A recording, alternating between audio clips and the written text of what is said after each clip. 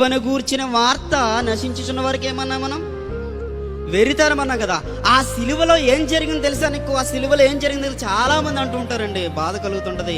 వారిని దేవుడు దీవించిన గాక. 3 మేకులు ఏం చేయలేడైనా పీక్కోగలడు, ఆ 3కు 3 వేసినకి దిగేసేయగలడు కూడా. దేవునికి స్తోత్రం కలిగినది. కానీ ఆయన ఎందుకు వచ్చాడు?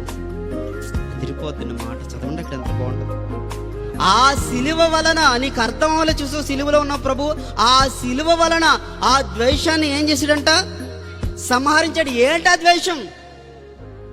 మనుషుల మధ్యన రగిలిపోతున్న ద్వేషాలు. ఒరే నాయనా, నేను చెప్పిన మార్గం బెదిరించేది కాదు. నేను చెప్పే మార్గం ఏంటి తెలుసా? ద్వేషాలు నేను అరికేసేది.